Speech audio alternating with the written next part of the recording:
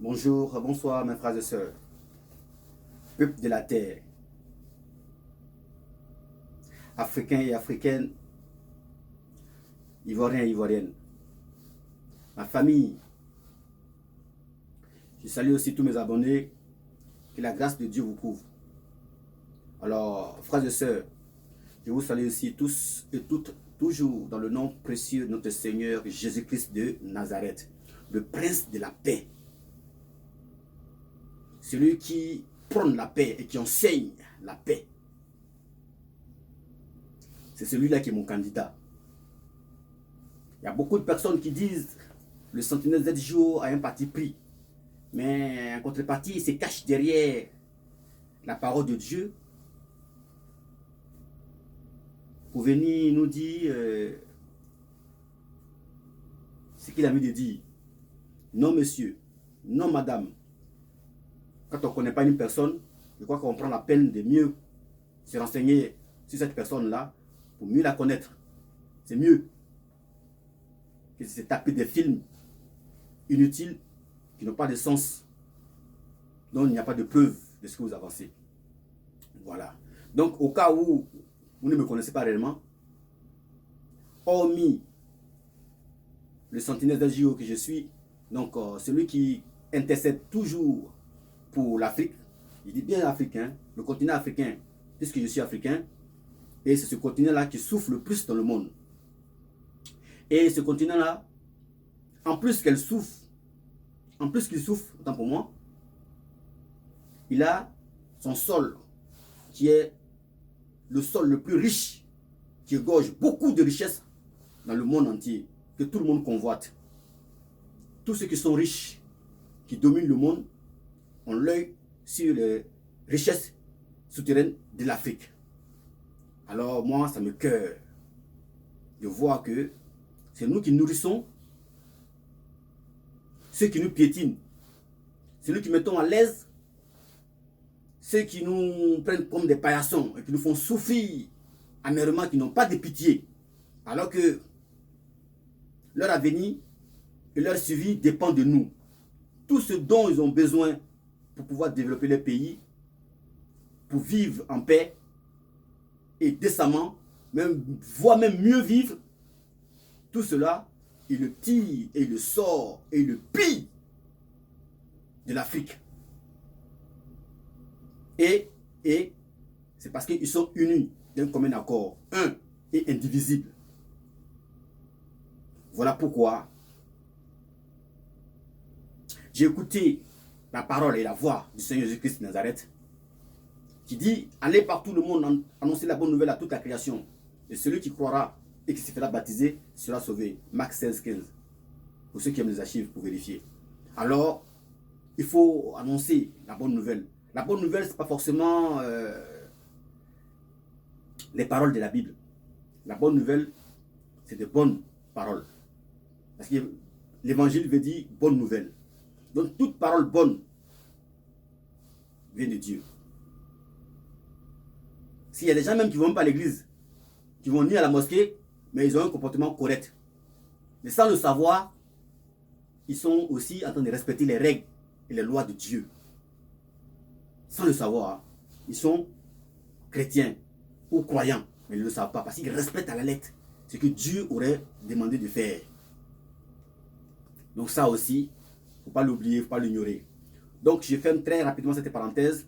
Voilà pourquoi j'ai décidé de prier. Parce que le Seigneur demande à tous ceux qui croient en lui d'intercéder pour les uns et pour les autres. Et de nous soutenir les uns et les autres.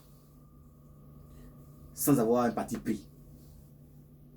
Car celui qui dit raca à son frère a péché contre Dieu.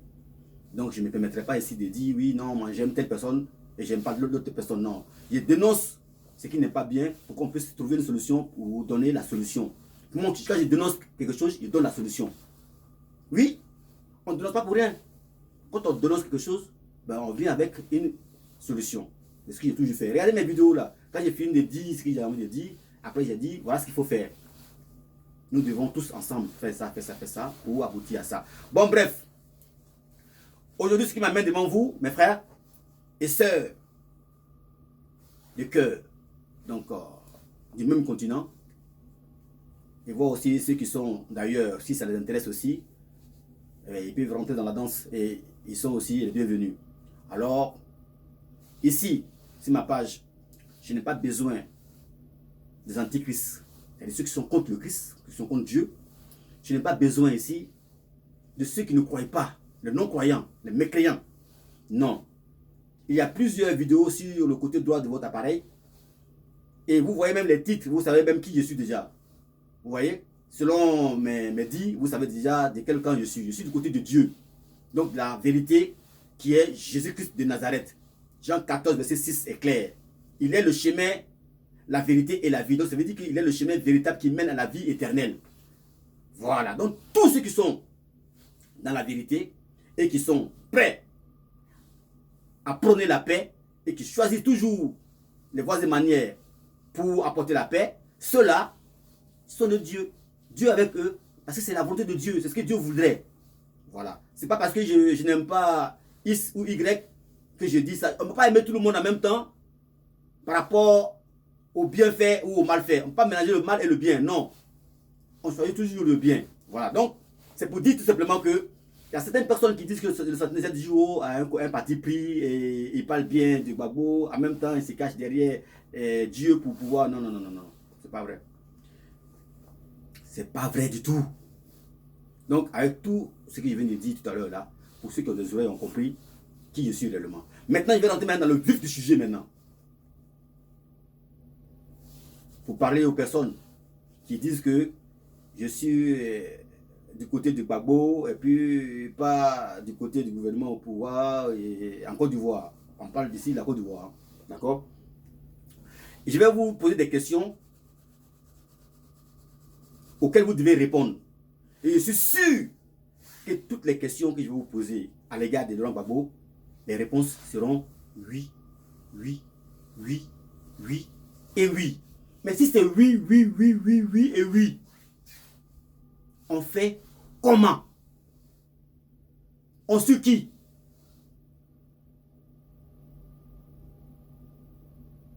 On suit la vérité? On suit celui qui prône la paix? Comme on vivait autrefois en paix? Tout simplement. Bon voilà. Les séries de questions. Parce qu'on dit que ouais, je suis du côté de Gbagbo et je me cache derrière la parole de Dieu. On va ensemble répondre à ces questions-là. Lorsque le président Laurent Gbagbo était encore au pouvoir, à partir de 2000, jusqu'à 2009, mi-2009, 2010, est-ce que,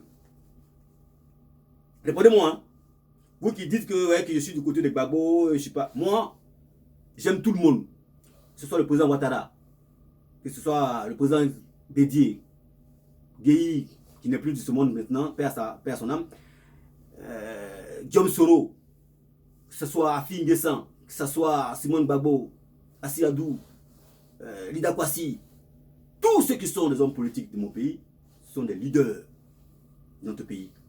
Et nous sommes censés les suivre. Mais dès l'instant où ils sont en train d'emprunter un chemin qui n'est pas la tangente droite de la vérité, comme un berger, il tape verbalement pour dénoncer, pour dire rentre dans le rang. Tout simplement, quand tu aimes quelqu'un, c'est ce que tu fais. Car la Bible dit ceci, qui aime bien châtie bien. La parole de Dieu dit ça. Alors, c'est pas parce qu'on châtie une personne et qu'on ne l'aime pas. Non, au contraire, c'est parce qu'on l'aime qu'on le châtie. Mais si vous voulez qu'on le dénonce, voilà. Ça n'a rien à voir avec la haine. Vous dites que cette personne-là, je ne l'aime pas, mais je ne vais pas la voir. Non, non, non, ça n'a rien à voir. Ce sont les dits, ce sont les idées, ce sont les actes posés. Voilà. Donc, ici, vous allez me répondre à des questions. Des questions infuses, précises et claires. Pendant le règne de Laurent Gbagbo, tous ensemble, asseyons-nous et répondons à cette question-là. Lorsque le président Ouattara et le président Bédié étaient en exil. Est-ce que le président Laurent Gbagbo n'a-t-il pas demandé à ce que ses deux frères rentrent en Côte d'Ivoire concernant les dires et les règles, les lois de nos pays qu'on appelle la Constitution, que aucun Ivoirien n'est contraint d'être en exil. Alors, est-ce que le président Laurent Gbagbo n'a-t-il pas demandé, n'a-t-il pas fait rentrer le président Ouattara et le président Bédié? Oui ou non? Première question. Pour ceux qui suivent tout l'histoire de la Côte d'Ivoire, hein. Première question. Oui ou non? Monsieur, sans plus tarder, la réponse c'est oui. Deuxième question. Pendant son règne, lorsqu'il y a eu des rebelles qui ont attaqué son pouvoir. Deuxième question. Au nom de la paix, n'a-t-il pas accepté ce que le plus petit président ou même le plus petit chef du village ou d'un groupe de personnes ne pourrait pas accepter? N'a-t-il pas accepté de faire rentrer les rebelles dans son gouvernement, même voire même nommer le premier ministre en tant que rebelle? N'a-t-il pas accepté cela? Oui ou non? La réponse, pour ne pas attendre 10 ans, c'est encore oui. Il a accepté cela. Je poursuis avec les questions. Hein. Vous voyez, déjà, il y a deux oui. Pour dire que celui qui prône la paix et qui voudrait que tout se passe bien, celui-là, Dieu ne peut être que derrière lui pour éviter des bains de sang et qu'il y ait une goutte de sang qui tombe. Regarde ce qu'il fait là. Hein. Après, vous allez me dire, oui, non, machin, je suis derrière lui, je ne suis pas derrière le président Ouattara, mais le pouvoir au pays, en place. Non, non, non, on suit ensemble. Après avoir fini d'accepter les rebelles, et puis même un rebelle pour premier ministre dans son gouvernement, lui, hein, c'est qu'aucune personne qui soit le plus petit chef du village ne peut accepter. Voilà pourquoi j'ai dit qu'il est l'homme, pour moi, si la planète Terre ici-bas, si Terre, sous le ciel des humains, le seul démocrate qui puisse exister. Ça, personne ne peut le nier. Allez demander cela à Sarkozy. Allez demander à Kadhafi, à son époque, paix à son âme. Allez demander cela aux autres présidents africains là. Mobutu par exemple, paix à son âme.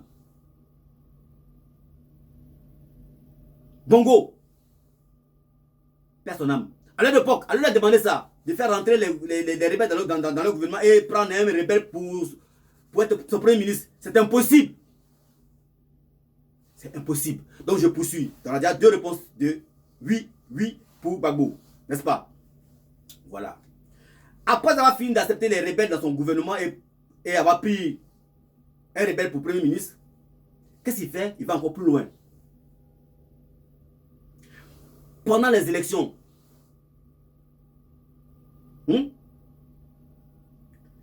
le premier tour, Laurent Gbagbo fracasse tout le monde. Comme un cheval qui est, comment on pourrait l'appeler, en course.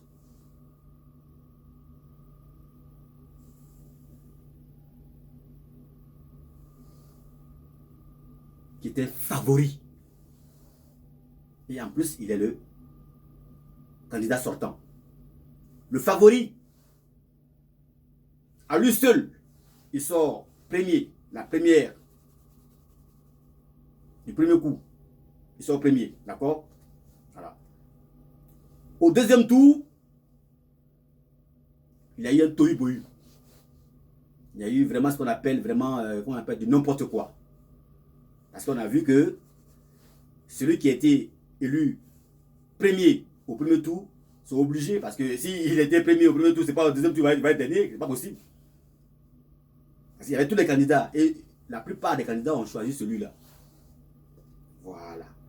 Alors, maintenant qu'il y a eu un problème pour délibérer et donner le verdict. Déjà, le verdict d'une élection présidentielle ne se donne pas dans un hôtel. Je suis désolé.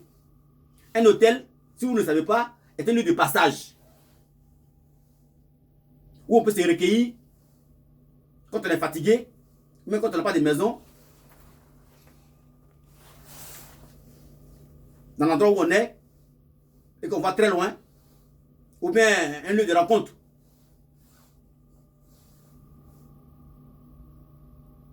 Pour ceux qui ne sont pas fidèles, c'est ce lieu-là qu'on appelle hôtel. Ce n'est pas un lieu approprié pour donner les résultats, déjà. Ça, personne ne peut le nier.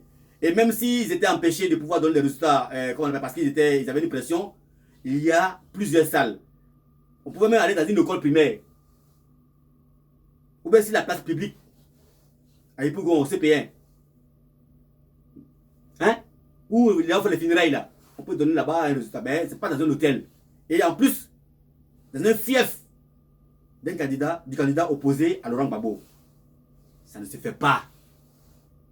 Et de deux,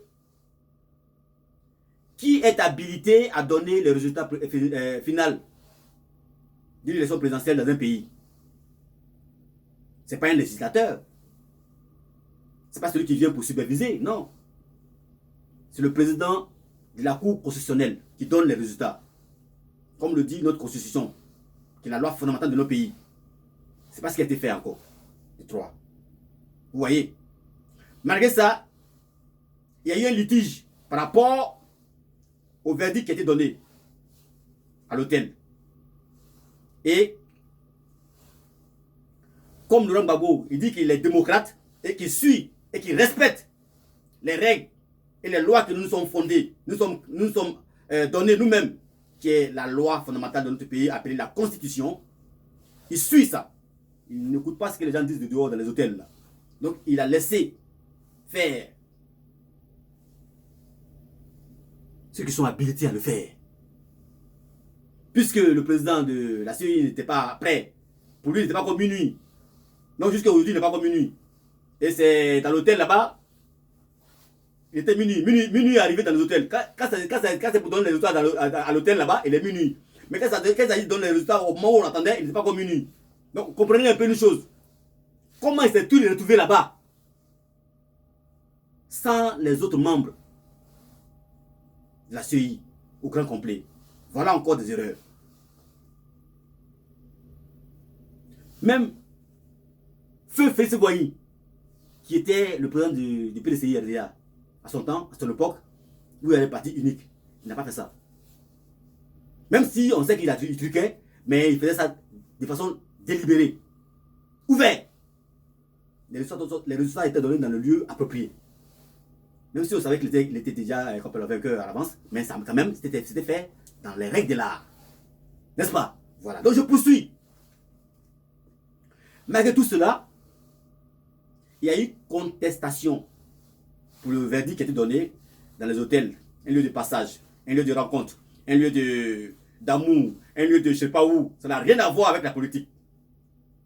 C'est un lieu même de bordel même, si on veut voir. Où n'importe qui rentre, n'importe qui va faire n'importe quoi en dehors de son mariage.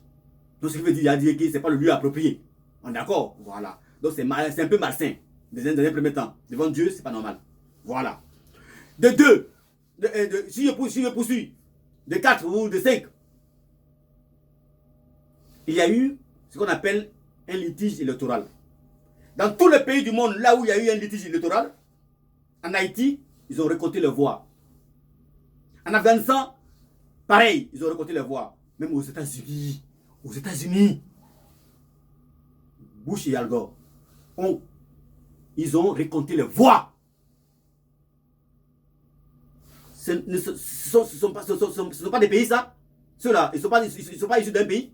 C'est aussi un pays comme tous les pays du monde, comme la Côte d'Ivoire. Alors pourquoi dans ces pays-là, pour un litige électoral, ils ont trouvé une solution de sortie de paix, de concorde,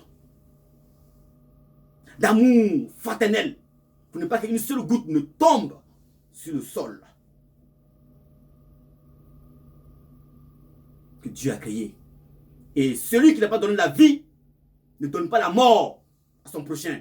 Il y a seulement celui qui donne la vie qui donne la mort. Celui qui reprend la vie. Et c'est cette personne-là, c'est Dieu. Dieu. Dieu. Dieu. Ce n'est personne d'autre. Ni moi, ni toi, ni quelqu'un d'autre. C'est seul Dieu qui donne la vie et qui la reprend. On est d'accord? Voilà. Pour éviter cela, encore le même Laurent Gbagbo vient pour donner une décision, pour proposer une décision de paix encore. Malgré qu'il a été proclamé victorieux, vainqueur par la Cour constitutionnelle, donc le président de la Cour constitutionnelle, il vient, avec son pouvoir là qu'il a reçu là, avec sa victoire là, il vient proposer encore un plat sur un plateau d'or.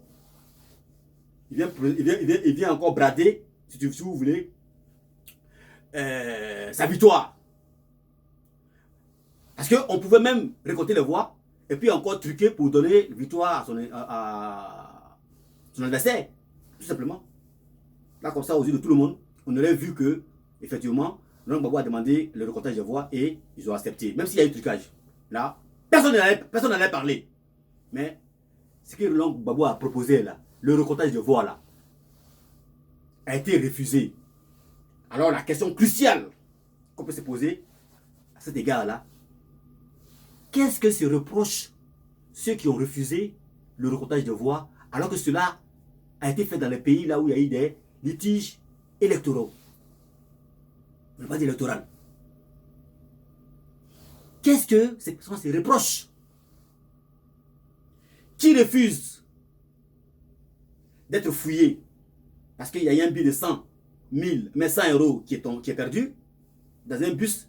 Donc on demande à ce qu'on veut fouiller tout le monde. Celui qui refuse qu'on le fouille, c'est celui-là qui a le billet, tout simplement. Donc il se reproche quelque chose. Si tu ne te reproches rien, tu n'as rien dans tes poches, les 100 € ne sont pas sur toi, alors tu te présentes haut les mains et tu te laisses fouiller copieusement comme tout le monde. Et si ce n'est pas toi, tu te mets à l'écart et aussi de suite jusqu'à ce qu'on trouve le coupable. N'est-ce pas? Voilà. Alors, pourquoi le recomptage de voix demandé par Laurent Gbagbo a été refusé par ses candidats, par ses comment on appelle, comment dire, les opposants? Pourquoi? Voici encore. Est-ce que Laurent Gbagbo n'a pas demandé à ce qu'on récolte les voix? Oui ou non? Si. Voici encore un oui encore. Voyez-vous? Et pour finir, pour qu'il puisse sortir par là, il a été attaqué. Le monde entier était sur lui. Lui seul, hein? L'Amérique, la France, l'ONU, les rebelles, tout le monde entier était contre lui. On n'a jamais vu ça. Pour une élection présidentielle seulement. Hein? Voilà. Tout simplement parce qu'il protégeait tout simplement la richesse souterraine des Ivoiriens et en gros des Africains. Voilà pourquoi tout le monde était contre lui, parce que tout le monde a l'œil sur notre richesse souterraine. Il faut qu'on voie ça, nous tous ensemble, qu'on réfléchisse. Pourquoi tout le monde était contre lui? Les Américains sont-ils les Ivoiriens? Non. Les Français sont-ils des Ivoiriens? Non. L'ONU, ce sont les Ivoiriens? Non. Ils habitent en Côte d'Ivoire? Non. Pourquoi se mêlent-ils? Quand il y a des élections présidentielles chez eux là-bas, est-ce qu'ils nous voient là-bas? Est-ce que c'est nous qui décidons pour eux? Mais non, c'est le peuple. Nous aussi, c'est notre peuple qui doit décider pour nous. Pour, comment on appelle, notre destin. Et ceux qui doivent diriger nos pays. N'est-ce pas? Mais soyons quand même réfléchis. Si on n'est pas voilé, si je dis bien que si on n'est pas envoûté. Ah, mais non. On ne peut pas avoir un langage différent de ce que je suis en train de dire là. C'est la justice. C'est l'équité. Et c'est la vérité. Je n'ai rien contre le président Ouattara, je n'ai rien contre son gouvernement, rien du tout. Ceux du nord, du sud, de l'est, de l'ouest, en passant par le centre, sont tous nos frères. Nous sommes tous des frères et sœurs. Pour celui qui va avoir compris ça, il peut parler des divisions, des machins. Moi, je parle de l'union, de l'unification. Et ce qui pourrait donner la paix, c'était d'accepter de récolter les voix.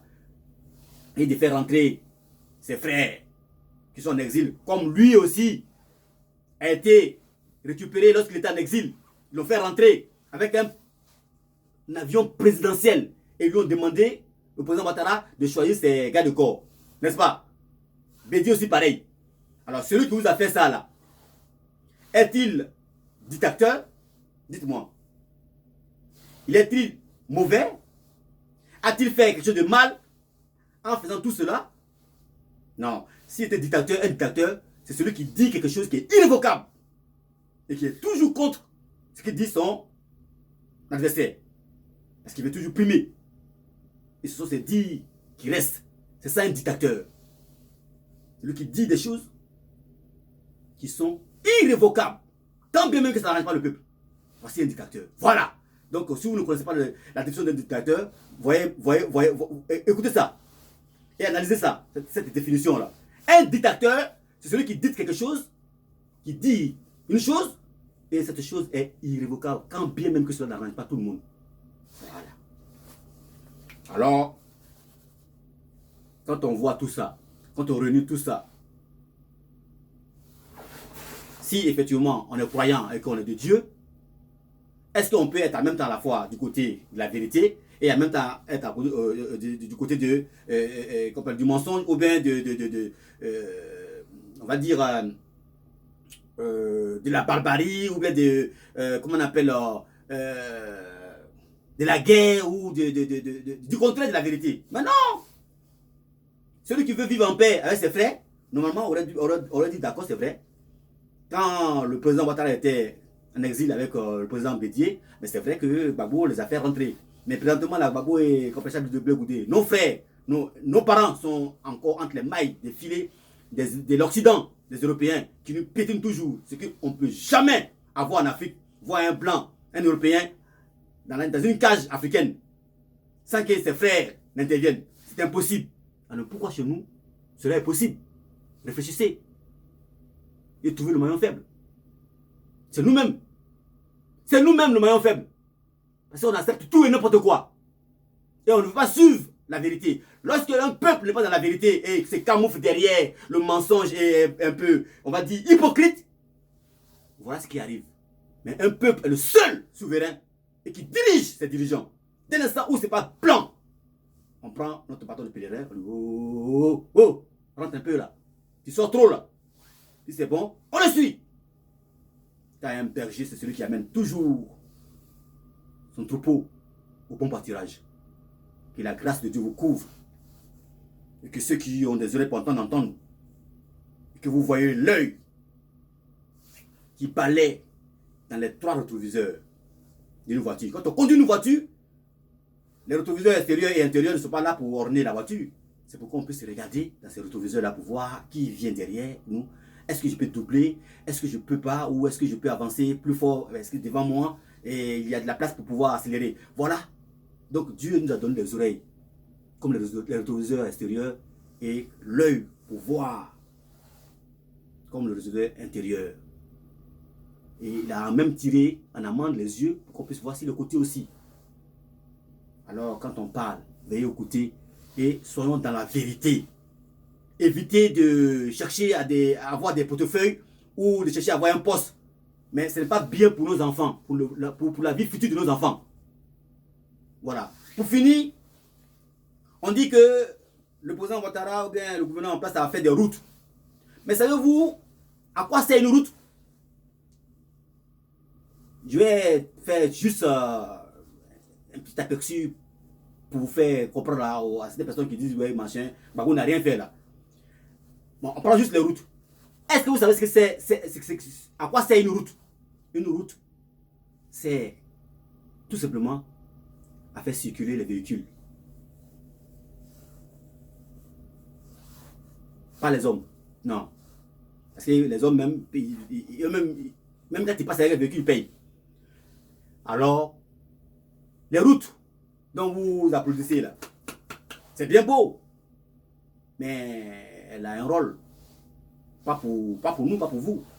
C'est pour que les gros camions qui chargent nos matières premières là, nos richesses là, que les Blancs ont besoin là, qui convoitent là, c'est pour faire passer ça en toute sérénité, très rapidement et vite fait, au port ou à l'aéroport, pour que ça puisse être convergé, n'est-ce pas, vers les Européens pour qu'ils puissent nourrir les familles. Et nous, on meurt dans la faim. Nous, on pleure pour qu'ils puissent construire des gratte-ciels. Parce qu'un pays qui est beau, c'est pas seulement la route. C'est surtout les constructions, les gratte-ciels. Quand tu vas en Amérique, on dit l'Amérique est beau, pas à cause des routes. C'est pas à cause des routes, c'est à cause des gratte-ciels, les constructions, les buildings. C'est ça on appelle un pays émergent. Il y a des gens qui ne dorment pas dans les cimetières et qui dorment dans des maisons en dur. Ils ont un chez eux. Avec les enfants, ils vivent en paix, ils mangent bien, ils font tout correctement, il y a du boulot. C'est ça un pays émergent. Au cas où vous ne le savez pas, voici un peu ce que je vais vous dire. Pour ceux qui pensent que, ouais, que je suis d'un côté, pas de l'autre, non. Je suis du côté de la vérité et je suis prêt pour que tout le monde comprenne ce qu'il y a lieu de faire, pour que nous puissions vivre ensemble, mais dans la paix, comme Jésus-Christ nous l'enseigne. Car la paix et l'amour, c'est le plus grand commandement de Dieu. Tout simplement. Voilà pourquoi je suis celui qui tend vers la paix et qui propose la paix. Tout simplement. Voilà. Comme Dieu l'aurait fait. Je vous remercie. Que la grâce de Dieu vous couvre. Votre frère, le centenaire du jour. Désormais, la voix de la sagesse vous parle. Je ne suis pas pasteur, je ne suis pas prophète, je ne suis pas non plus évangéliste, je ne suis pas non plus un apôtre, ni un docteur de la loi. Je suis un simple croyant, je l'ai toujours dit. Il y a rien qui me prenne pour un visionnaire, il y a rien qui me prenne pour un homme de Dieu. Je suis tout simplement un chrétien. D'accord? Qui croit en Dieu, mais dans la personne du Seigneur Jésus-Christ manifesté en chair il y a 2000 ans passé de cela. Et qui croit en lui fermement, en ses paroles, qui est lui-même la vérité. Je vous remercie. Merci, amen. Merci encore et soyez bénis. Amen. À cette parole.